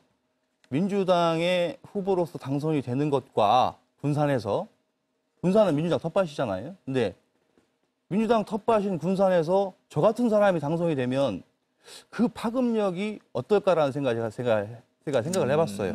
어찌 보면 제가 로또가 될 수도 있다고 봅니다. 군산 시민 여러분들한테는. 네. 자, 그 다음에 이제 질문 들어가겠습니다. 제가 이제 상식적으로 좀 이해가 굉장히 안 됩니다. 지금 현재 민주당 경제 정책을 보면은 소득주도 성장이라는 기체 아래서 최저임금의 급격한 인상이라든가 주 52시간 근로 제한이라든가 이런 것 때문에 시민들이 많이 어려워합니다. 이런 정책을 민주당이 끝까지 밀고 가고 있습니다. 그런데 이러고 있는 판에 민주당 후보라고 표를 달라고 하는 이유가 뭐죠? 물론 미래통합당이 추구하는 경제정책의 방향과 우리 더불어민주당이 추구하는 경제정책의 방향이 다르겠죠. 과거에 보수 정부가 추구했던 그 경제정책 방향은 결국은 대기업을 키워주면 대기업이 잘 되면 그 대기업들이 돈을 벌어서 결국은 그 협력업체인 중소기업들에게 지원할 거고 그 중소기업들도 역시나 소비로 이어질 거다. 이런 낙수 효과를 중심으로 한 경제정책 방향들을 해왔었거든요. 그런데 지난 10년간 그런 우리 대한민국 경제가 나아졌냐? 전혀 그렇지 않았단 말이죠. 빈부격차는 더 커졌고 실제 서민들 살면 더 어려진 거예요. 그래서 우리 많은 학자들이 제안했던 게 결국은 국민의 소득을 높여주는 방식으로 소비를 만들어서 국가 경제를 활성화시키다. 이게 소득 성장인데 자, 이런 과정에 왜냐면 좋은 말씀이신데 그러니까 그러면서 다른 질문이 생각나서 네. 말씀하시고 딱 들어보니까 제가 지금 질문을 딱 받고 그러면 그 소득 주도 성장이라는 거는 소득이 경제 성장을 주도한다는 의미입니다. 그러면 그 소득은 어디서 나오죠? 그러니까요. 소득을 받는 방식이 지금 어저께 상품권 이런 말씀 하시는데 워낙 경제가 어려운 상황에서 국민들의 어떤 소비 신작 차원에서 상품권 사업도 하고 있는 거고요. 또 더 나아가서 국민 일자리를 만드는 게 결국은 소득을 만드는 과정에서 일자리 만들기 정책을 주요 정책으로 추진하고 있는 거고요. 두 번째로 그러면 일자리 어떻게 만들 것이냐. 물론 공공이 주도해서 정말 그 일자리 몇 개를 만들 수 있는 거지만 그것 플러스 해서 벤처기업의 육성책들을 대단위로 지원하고 있고요. 그리고 기존의 기업들에게도 연구개발 지원한 방식으로 결국은 일자리를 현장에서 만드는 준비를 하고 있는 거고 매일같이 대통령께서 일자리에 대해서 체크하고 계시는 거 아니겠습니까? 예, 예. 일자리 현황판을 체크하신다고요? 네. 아, 대통령께서?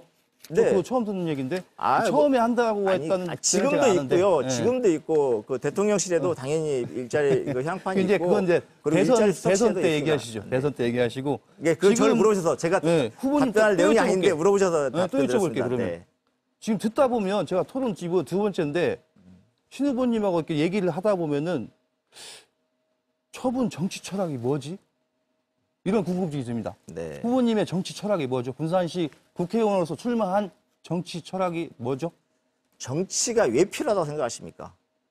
정치인이 왜 필요하다고 생각하세요? 예? 거꾸로 보겠습니다. 정치인이 왜 필요합니까? 선출직 아니, 정치인이 왜 필요하십니까? 예, 질문 저는 유형을 이런 그렇게 거라고 하시면 생각해요. 시간이 사실, 줄어들어요.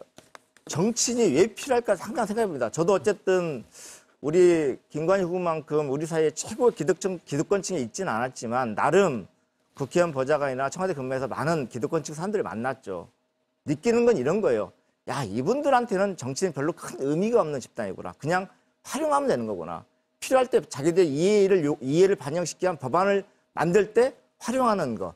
이런 정도의 요구서밖에 안 보는 건데 그분들 입장에서는 당연히 정치인이 있지 않아도 김현장이든 태평양이든 대형 로펌을 통해서 실제 자기들의 이해와 이걸 관철시키는 힘이 있어요. 20초밖에 안 재벌도 남았으니까 마찬가지고. 제가 그런데 쓸게요. 일반 서민들이 아니, 신 후보님 말씀 제가 들어보니까 당연히 말할 상대도 없는 기존 거거든요. 정치인들의 저는 그래서 그 어떤 결국은 그런 정치, 부분을 정치하는 말씀하신 것 목적은 같은데 뭐냐면 제가 국민을- 주도권이지 않습니까? 5초 남았어요. 질문을. 그러면 그런 분들한테 가서 부탁하려고 그러세요. 그러면 그런 분들한테 가서 예. 시간이 다 됐습니다. 아이고. 이번에는 김관영 후보께서 8분의 시간을 가지고 토론을 해주시기 바랍니다. 네, 이근열 후보에게 질문하도록 하겠습니다.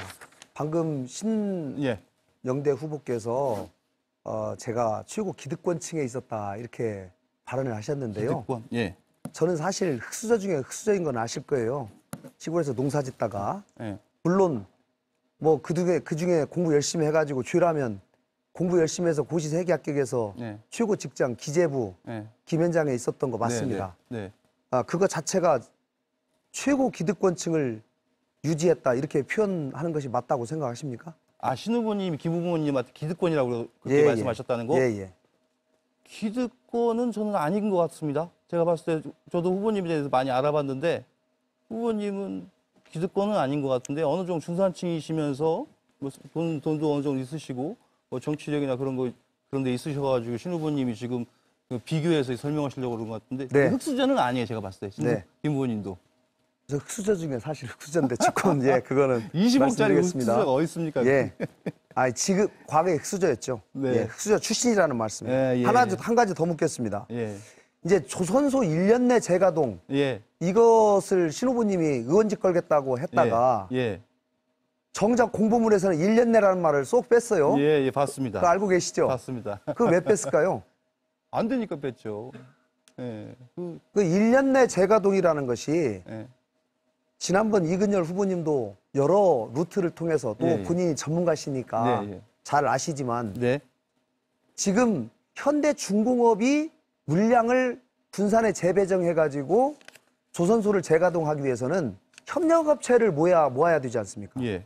그리고 협력업체 입장에서는 지난번에 한번 다 일하다가 7년 만에 다 부도난 경험이 있기 때문에 최소한 3년 내지 5년 정도의 물량이 확보되지 않으면 재가동되기 어렵다는 건 알고 계시죠? 그렇죠. 그렇죠. 네. 뭐 상식적으로도 그렇죠. 그렇기 때문에 지금의 여러 가지 조선업 업황이나 이런 것을 봐가지고 1년 내에 협력업체를 모아가지고 재가동하다. 이 말이 현실적으로 불가능하고 허구라는 거는 상식에 속하는 거 아니겠습니까? 어떻게 생각하세요? 그렇게 말을 해 당선이 되죠. 제가 봤을 때는 저는 선거판에서 그런 조직 선거, 뻥치는 선거 이걸 제가 굉장히 혐오하는 사람인데 뭐 신 후보님이 그랬다는 얘기는 아니에요. 내 생각이 평소 주관이 선거 때 일반 시민들한테 과장되게 표현해가지고 그들의 계산기를 고장내면 진짜 힘든 사람은 죽습니다. 저는 그런 차원으로 봤을 때는 그 과도한 그런 자, 얘기들은 좋습니다. 조심해야 된다고 봐요.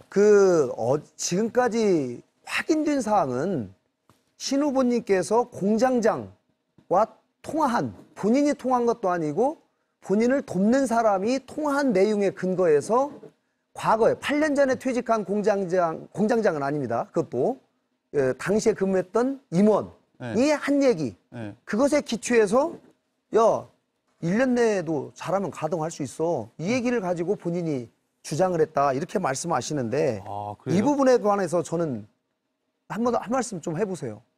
저는 그 지금 말 들으셨어요? 저는 지금 김 후보님이 얘기하신 부분을 좀 모르는 부분이 있었는데 어제 토론회에 안 오셨으니까 잘 모르는데 그렇죠. 지난번 1차 토론회에서 공장장이라고 말씀하셨잖아요. 신 네, 후보님이. 네. 근데 공장장인 걸 확인해보니까 공장장 아니라는 걸 본인이 또 말씀을 하셨어요. 예, 예. 그리고 최근에 퇴직했다라고 말씀하셨는데 그 부분도 지난번 토론회에서는 최근에 퇴직한 것이 아니라 8년 전에 퇴직한 것으로 확인됐다 이렇게 또 말씀을 하셨어요. 예, 예. 그래서 그런 부분에 관해서 예. 그런 말에 근거해서 말씀하신 것이 예. 좀 적절한지. 적절하지 않죠. 왜 적절하지 않냐는데 저도 이제 그걸 사실 봤어요. 이 공보물입니다. 이게 지금 신영대 후보님 공보물인데 공보물에 보면은 군산시 산하의 현대중공업 재가동 추진단장으로 전직 현대중공업 임원을 영입하겠습니다. 이렇게 써 있어요. 네, 됐습니다. 네. 됐습니다. 자, 그러면은 신 후보님께 질문하도록 네. 하겠습니다. 신 후보님, 지난번에 퇴직자분하고 통화를 해서 그분과의 통화 내용에 근거해서 그래도 현대중공업 1년 내 재가동 또 유튜브도 작성을 하셨더라고요. 그래서 저도 유튜브 봤습니다. 신 후보님을 돕고 있다는 그분과 전직 현대중공업 출신 임원과의 전체 통화 내역을 공개하실 용의가 있으십니까? 당연히 그럴 수 있죠. 예, 그러면 그러면 꼭 그거를 좀 해주십시오. 왜냐하면 답변을 좀 군산 드리겠어요. 시민들은 그 부분에 관해서 굉장히 궁금해하시고 알 권리가 있어요. 왜냐하면 저는 전체 제가 그 뒤에 그분하고 또 현대중공업의 대표이사하고 제가 통화했어요. 네, 그런데 네. 전혀 그거 아니다 이렇게 말씀하시니까 제가 혼란이 오는 겁니다. 그리고 그분이 나는 그런 취지로 말을 안 했는데 그런 취지로 신 후보가 얘기했다면 이거는 나는 좀 이해할 수 없다 이렇게 말씀을 하시니까 이거는 제가 생각하는 건 이거는 악마의 편집을 한 것이 아니냐. 네, 네. 전체 중에 일부만을 그렇지 쪼개가지고 않습니다. 네. 편집한 거냐 이런 의혹을 가질 수가 있기 때문에 이 부분에 관해서 명확하게 해명을 하시기 위해서라도 네. 그 전체 통화 내역을 제가 공개를 하셔야 된다는 답변을 드릴게요. 말씀입니다. 예, 말씀하고. 저는 이제 좋아요. 제가 저희 참모가 좀 조언을 하면서 공장장이 아니라 기획 담당 임원이었는데 그걸 착오는 있었다고 제가 지난 토론에서 다시 말씀드렸고 정정 말씀드렸고요. 이분하고 통화하려고 몇십 통화를 김관희 후보께서 통화 시도를 하셨다고 하더라고요. 통화한 적 없습니다. 시도한 적도 없습니다. 그러면 아마 다른 참모가 네, 하셨겠죠. 다른 참모가 하실 걸로 이해하겠어 그러면. 모르겠어요. 나는 네, 전혀 네, 그 부분은 모르겠어요. 그래서 이제는 전화 안 정확하게 받기도 하는 거짓말하시면 안 건데. 됩니다. 통화를 우리 거짓말하시면 김관영 안 돼. 후보 측에서 나중에 여러 그분 차례 전화를 통화를- 하셨다고 들었습니다. 네, 그렇게 수십 차례라고 했어요. 네, 전번에. 여러 차례 통화를 했다고 들었습니다. 할게요. 나중에 통화 내용 그때 조회하겠습니다. 그분과의 통화 내용은 어떤 거냐면 이런 거예요. 구체적인 대안 없이 그동안 읍소만 해왔다. 기존 정치권이. 현대중공업 현재 재가동 의지가 없다. 그러나 군산형 일자리 방식으로 해결하면 충분히 가능하다. 자, 네 번째, 되게 밖에 단 한 명도 지극한 정성을 들인 정치인을 못 봤다. 좋습니다. 라고 거기까지만 얘기한 하세요. 겁니다. 자, 네. 거기까지만요. 자, 그러니까 제가 그분이요. 드리고 싶은 말씀은 뭐냐면 신 이걸 후보님. 하겠다는 의지가 있는 자, 것인지 신 후보님. 안 되게 하는 방식을 찾겠다는 것인지를 듣고 싶은 겁니다. 네. 군산 조선소를 해결하기 위해서 진정한 노력을 그동안 해보시지 않았기 때문에 김관영이가 어떤 노력을 했는지를 몰라요. 그분은 현재 라인에 있지 않아요. 저는 현대중공업 대표이사를 직접 만나서 재가동을 하기 위한 노력을 3년 동안 해왔는데 우리 이 사람은 김관영 후보는 아니 어떤 8년 전에 직접 제 만난 얘기를 사람이 들어보세요. 대통령 직접 만나, 아니, 국무총리 직접 만나, 현대중공업 직접 만나. 결과가 뭡니까? 아니, 저는 거짓말 안 해요. 이게 직접 만난 결과가 뭡니까? 아니 그런데 신 후보님 제 말씀 들어보세요. 구체적인 안을 가지고 얘기하지 않았다. 이렇게 얘기하는 건 그 양반이 저한테 그런 얘기를 못 들었겠지요. 그리고 그 양반은 라인에도 있지 않았어요. 이미 8년 전에 퇴직했어요. 그 양반이 뭘 합니까? 그냥 관념에 의해서 자기 감에 의해서 얘기하는 거예요. 지금까지 해결이 안 되니까. 문 대통령도 총리가 4번이나 왔는데도 해결이 안 되고 있는 건데 이거를 왜 우리가 절실하지 않겠습니까? 저는 정말 현대중공업 재가동이 제 1번 공약이고 제가 정말 이걸 하기 위해서 애를 썼어요. 그런데 본인도 모르고 그 당사자도 모르는데 직접 자기들이 경험하지 않은 일을 남의 일처럼 자꾸 그렇게 얘기하면 안 되죠. 제가 답변 드릴까요?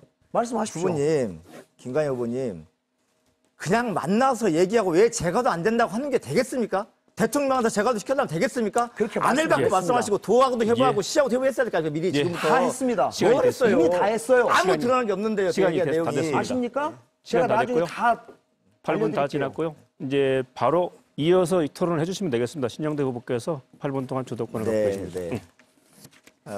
저는 좀 어쨌든 그 김관영 후보가 공부에도 싫었더라고요. 민주당에 복당을 하겠다고. 그래서 그 말씀 좀 드리려고 합니다. 김관영 후보 민주당 지지 높을 때 민주당으로 공천을 받게 노력하셨고 노무현 대통령의 정신을 승계하겠다 이런 말씀하셨습니다. 그래서 민주당 출마에 당선되셨고요. 그리고 민주당을 탈당을 해서 결국은 야권이 그 당시 분열됐습니다. 그때 떠나시면서 뭐라고 말하냐면 그 분열의 책임을 패권주의에 쩌들은 운동권 정당을 계속 만들어온 문재인 대표와 그 패권주의를 사주잡고 있는 더불어민주당에게 분열의 책임이 있다. 이렇게 말씀하셨어요. 그러나 탈당 후에 안철수 대통령 만들기 위해서 열심히 다니셨고 그 다음에는 유승민 의원과 함께 호남에서는 유일하게 호남 유일은 아니죠. 네, 호남에서 유일합니다. 왜? 정운천 의원님은 원래부터 자유한국당 출신이었으니까 호남에서 유일하지 않습니다. 바른미래당 출신으로 바른미래당으로 호남에서 4명이 갔고요. 같이 했습니다. 그렇게 됐고요. 네. 그리고 5명. 네. 그러고 나서 그 당시에 바른미래당 원내대표를 하시면서 당연히 본인은 뭐 바른미래당 공천을 받고 출마할 것이다 이렇게 말씀하셨어요. 저는 이렇게 질문드리고 싶은데요. 지금에 와서 문재인 대통령과 민주당의 지지율이 높으니까 당선되면 복당하겠다. 과연 이렇게 많은 당직을 옮겼던 사람으로서 과연 책임 있는 정치인으로서 바람직한 태도라고 생각하십니까? 네, 제가 그 말씀은 저에게 최소한 1분의 좀 시간을 주십시오. 2016년에 제 탈당할 상황을 간단히 말씀드리면 당시에 여기 계신 호남의 모든 분들이 이해를 하실 겁니다. 당시에 민주당이 호남 홀대를 세게 했기 때문에 호남의 많은 국회의원들이 집단으로 탈당을 해서 국민의당을 만드셨고 실제로 국민의당을 대부분 또 선택을 해주셨습니다. 당시의 민심은 민주당 바뀌어야 된다. 이대로는 안 된다 했습니다. 저도 그 개혁을 촉구하는 그 대열에 앞장선 것도 사실이고 4년 전에 저는 분명히 국민의당 간판을 내걸고 당당하게 출마해서 당선이 됐습니다. 그러나 제가 호남의 민심을 그대로 잘 받들어서 국민의당을 끝까지 지켜내지 못한 점 다시 한번 송구롭게 생각합니다. 그러나 국민의당이 창당됐기 때문에 민주당에게도 큰 자극이 돼서 민주당도 변화가 되었고 쇄신이 되었고 또 문재인 대통령께서도 호남을 다시 다 바라보게 되는 계기가 돼서 충분히 드린 것 같습니다. 네. 대통령 선거에서 이기는 또 기회가 된 것도 사실입니다. 충분히 답변 시간 드렸죠. 네. 자, 말씀 잘 들었습니다. 당시에 우리 김관영 후보가 2016년 1월에 탈당을 하셨어요. 결국 그 당시에 우리 전라북도에서 국회의원들이, 그 당시 민주당 속 국회의원들이 탈당하지 않고 민주당에 남기로 결의를 한 가운데서 유일하였나요? 그때 같이 몇 명 탈당하셨죠? 전라북도에서는? 전라북도에서는 저하고 유성엽 의원님이 네. 탈당을 했었죠. 유성엽 의원은 그 당시에 저희 당이었던가요?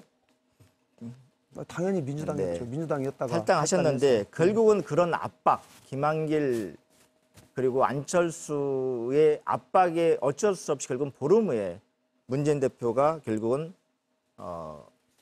당대표를 사직하게 됩니다. 저는 좋아요. 정치라고 하는 게 그동안에 정말 무원칙하게 탈당과 복당이 반복됐던 것도 사실입니다. 하지만 지난 4년간 저희 민주당에 다른 당을 옮겨 다니는 사람이 복당한 사람은 단 한 명도 없습니다. 국민당이 분열되면서 일부 바른미래당으로 가고 일부 민평당으로 갔지만 그 민평당 간 의원들 중에서 몇 분 정도는 민주당에 복당을 했습니다. 하지만 단 한 명도 복당을 받지 않았습니다. 당이 많이 변했습니다. 좋아요. 그것도 전제로 두고서 다시 말씀드리면 그럴 수 있습니다. 다시 복당 신청도 할 수도 있고 복당이 정치는 내일을 모르는 거니까 그럴 수 있다고 생각하는데 먼저 우리 김관영 후보께서는 정말 복당할 마음이 정말 있으시다면 선거를 떠나서라도 우리 문재인 대표 그 당시에 그렇게 혹독하게 비판했던 민주당을 운동권 패거리 정당이라 비판했던 이런 말씀에 대해서 단 한 번이라도 진솔하게 사과를 먼저 하고 그 다음에 복당을 말씀하시는 게 순리라고 생각하시던데 이 부분은 어떻게 생각하십니까? 네. 당시에 문재인 당대표가 김한길, 안철수 대표의 압박에 의해서 사임을 했다. 이렇게 말씀하셨는데 사실은 그거는 그 당시 상황을 아시는 분들은 적절한 표현은 아니라고 생각합니다. 왜냐하면 당시에 문재인 대표께서 호남 의원들의 집단 탈당으로 뚝이 무너졌어요. 이거 큰일 났다. 당이 완전히 분당되게 생겼다. 동교동계가 다 탈당을 했습니다. 이 상황에서 당을 살리기 위한 고육지책으로 사실 김종인 새누리당 비대위원장 출신을 영입을 한 거예요. 그래서 사실 당이 살았습니다. 그리고 총선에서 상당히 선방을 했어요.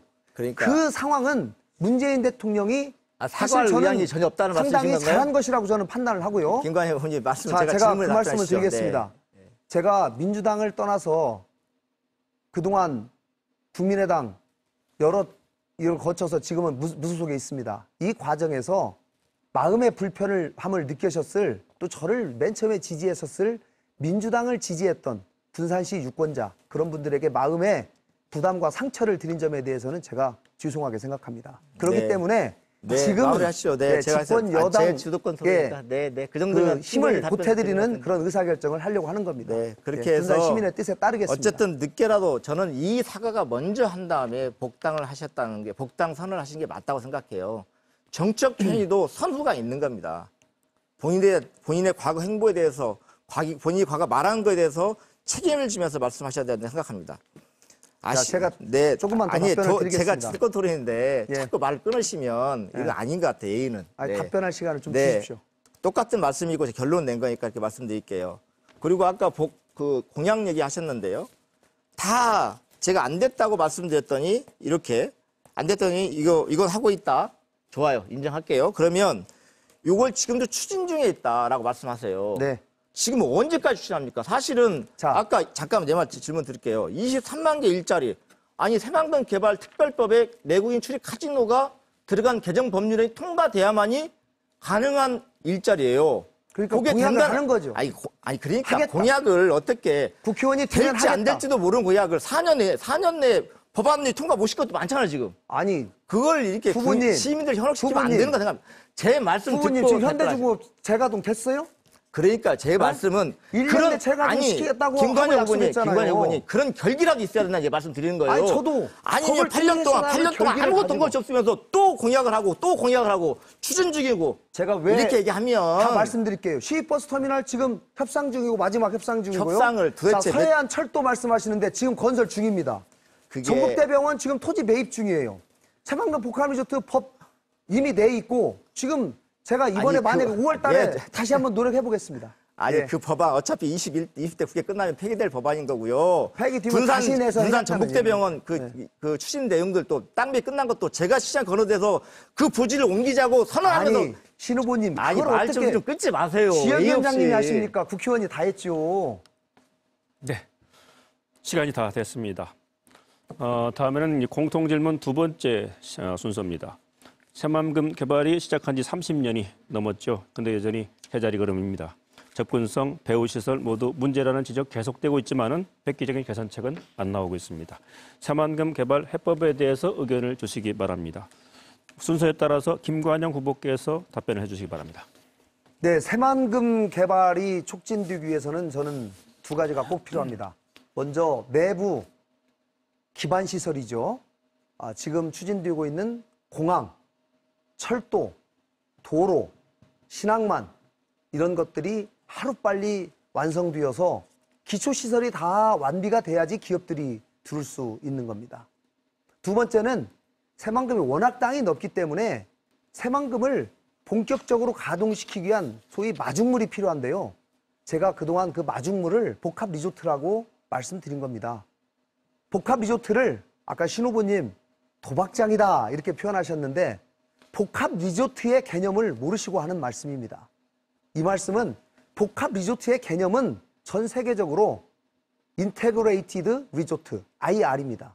이것은 레크레이션 시설, 회의 시설, 쇼핑 시설, 박물관, 공연장 등 마이스 시설과 서비스 산업의 종합 복합체가 지금 복합 리조트가 되어 있고 50년 동안 복합 리조트를 맡고 있던 싱가포르가 10년 전에 개원을 했고 지금 일본이 3개나 진행 중에 있습니다. 우리나라도 더 이상 늦출 수가 없습니다. 저는 2025년에 강원랜드가 내국인 카지노의 독점 기간이 끝나기 때문에 그 시점에 맞추어서 우리가 준비를 해야 된다. 그리고 이번에 새만금에 내국인 카지노를 전제로 한 복합 리조트를 유치한다면 10조 원 이상의 투자를 받아낼 수 있다. 또 특히 군산이 경제 위기 지역이기 때문에 더더욱 우리 시민들만 힘을 합치면 할 수 있다. 도박 중독은 전라북도 시민들 출입 금지시키겠습니다. 철저한 도박 예방책, 규제책 마련하겠습니다. 왜 우리나라가 해보지도 않고 못한다, 도박 중독에 빠진다 이런 걱정만 합니까? 청년 일자리 꼭 필요합니다. 이거 해야 됩니다. 예, 알겠습니다. 다음에는 신영대 후보께서 답변해 주시기 바랍니다. 네, 새만금 개발이 시작된 지 벌써 1987년도 한 30년이 훨씬 훌쩍 넘은 기간 동안 새만금을 얘기하고 있는데요. 사실은 좀 부끄럽습니다. 선거 때마다 정치인들이 새만금이 잘 개발되면 어떤 군산 시민들이 전라북도가 뭔 큰 횡재를 얻을 수 있는 것처럼 홍보했는데요. 사실 그동안 그렇게 썩 적절한 방식으로 또는 추진력 있게 나가지 못했거든요. 저는 이번 선거를 준비해서 또다시 새만금을 꺼낸 것에 많은 아쉬움이 있지만 그래도 시작한 거니까 결론 내야 돼서 새만금 얘기를 합니다. 새만금 개발, 과거에 새만금 농어촌 공사 주도로 개발을 해왔었는데요. 문재인 대통령께서 공공이 직접적으로 개발하는 방식이 새만금 개발의 속도를 높일 것이라 해서 새만금 개발공사를 설립했습니다. 그래서 여러 가지 에너지 관련 클러스터도 조성 사업을 하고 있고요. 고군산 군도에 관광단지를 만드는 것도 현재 준비를 하고 있습니다. 이런 과정들이 잘 이루어지고 또 추가로 임대산업단지에 많은 기업들이 입주 의사가 있고 현재 30만 평 이상의 부지는 거의 계약이 완료된 상태이기 때문에 추가로 임대산업 조성해서 많은 중소기업들이 강소기업들이 들어오면 실제 새만금 산다는 상당 부분 발전할 수 있을 것이다 이런 생각을 갖고 있습니다. 그런데 여기에 도박장은 안 된다는 겁니다. 산업과 제조업 있는 산업과 도박장 함께 있을 수 없습니다. 바로 옆에서 휘황찬란한 불빛 아래서 도박을 하고 있는데 한번 불나방처럼 도박장인 사람들이 그렇게 많을 텐데 옆에서 어떤 사람이 월급을 받으면서 땀 흘리면서 제조업에 일을 하겠습니다. 다른 도시도 다른 나라도 실제 제조업과 그 방금 말씀하신 IR라고 얘기하는 복합 리조트, 도박장인 리조트가 함께 있는 지역은 거의 없습니다. 미국 라스베가스에 무슨 산업이 있고 홍콩 마카오에 무슨 산업이 있겠습니까? 필리핀 클락에 무슨 산업이 있어요. 저는 그런 방식, 도박장이 없는 개발을 준비하겠습니다. 네. 다음에는 이근열 후보께서 답변해 주시기 바랍니다.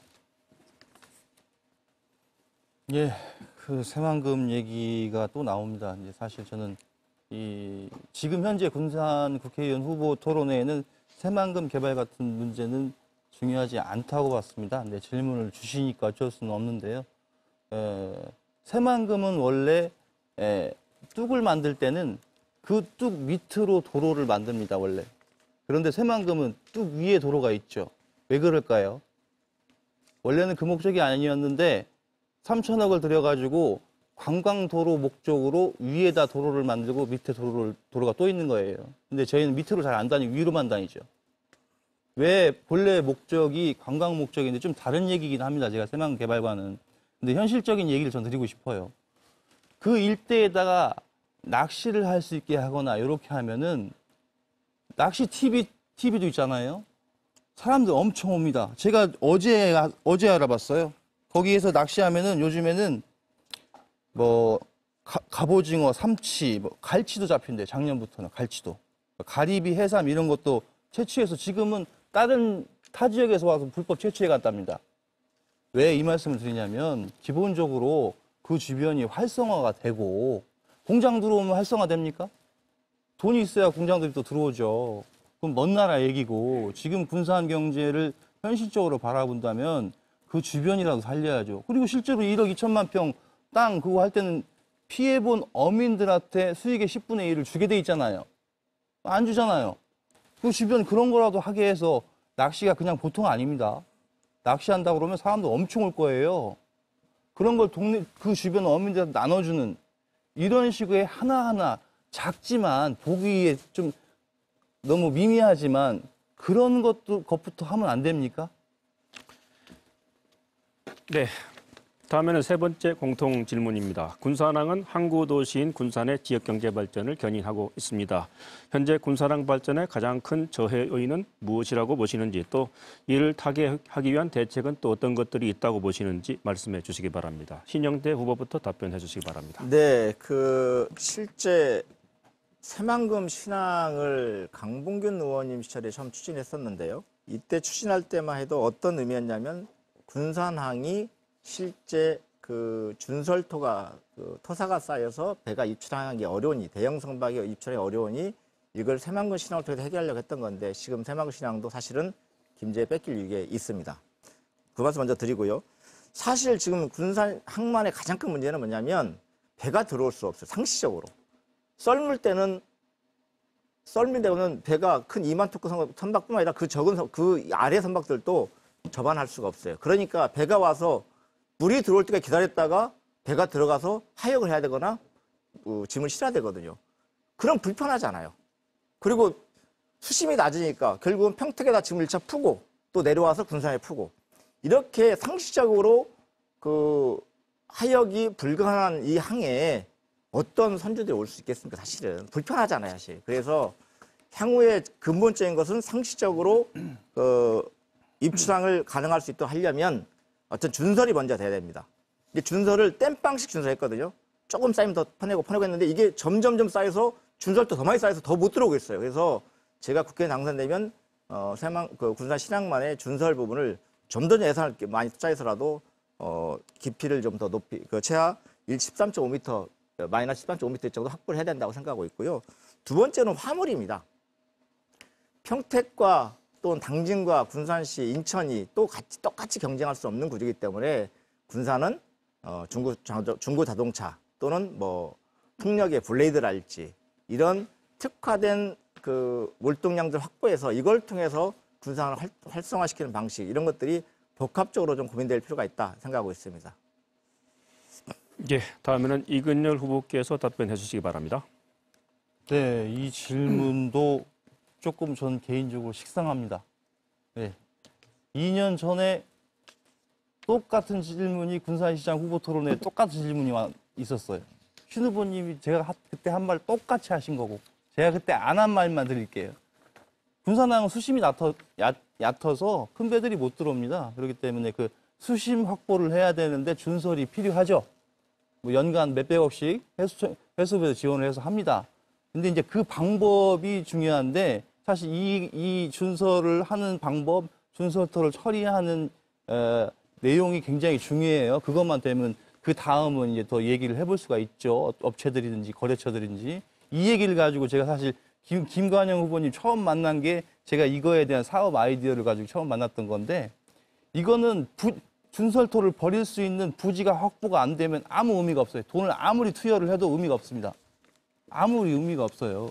7부도 8부도 그런 쪽이 다 그런 준설토를 갖다가 거기 만든 거예요.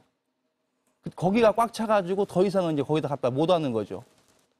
저기 금난도라고 있지 않습니까? 금난도도 그걸로 채워서 만든 거예요.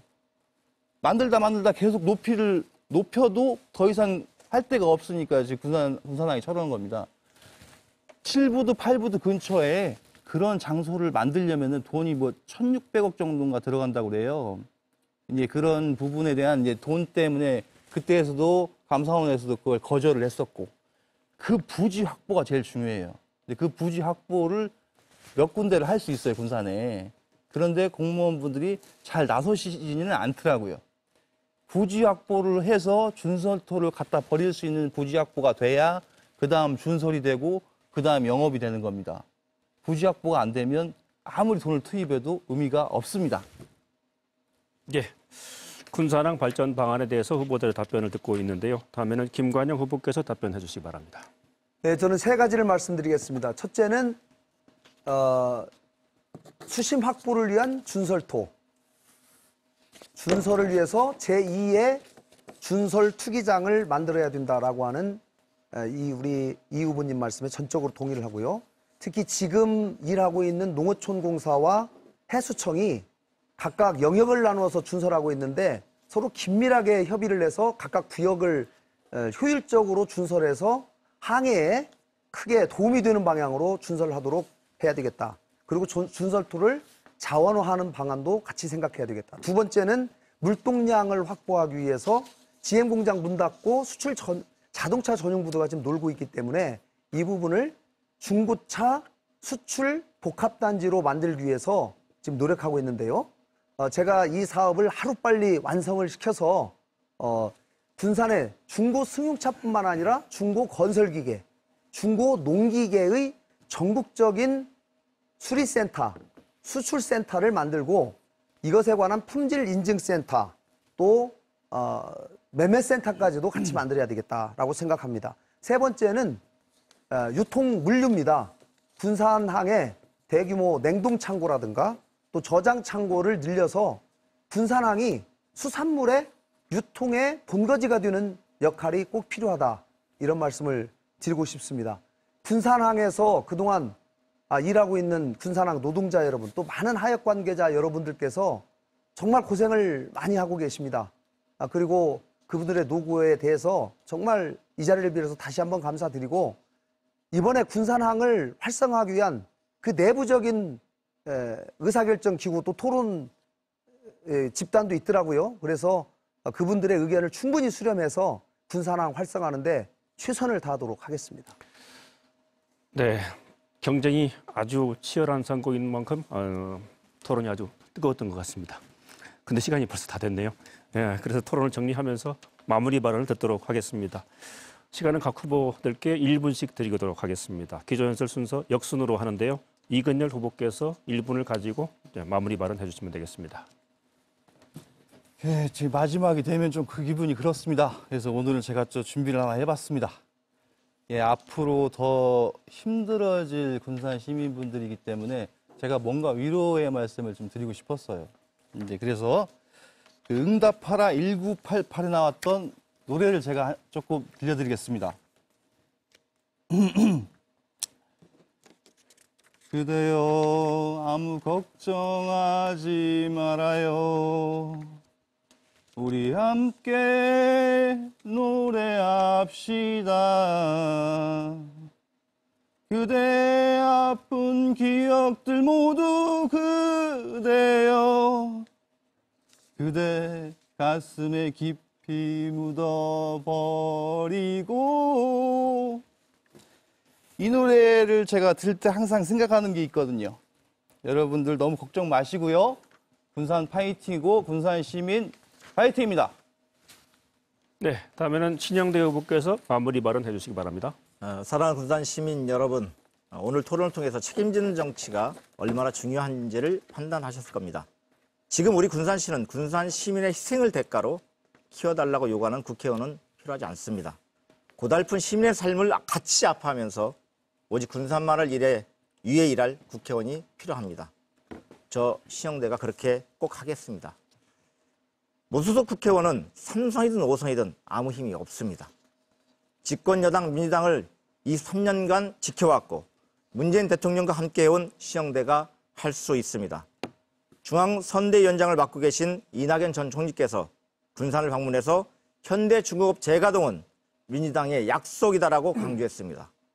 전북 출신 정세균 국무총리, 전북도지사, 군산시장과 함께 노력하겠습니다. 하루가 급한 군산 경제 회생을 위해서 현대중공업 재가동은 매우 절실합니다. 반드시 해내겠습니다. 신영대에게 일할 수 있는 기회를 주십시오. 감사합니다. 네, 다음에는 김관영 후보께서 마무리 발언해 주시기 바랍니다. 사랑하는 군산 시민 여러분, 오늘 토론회 잘 보셨습니까?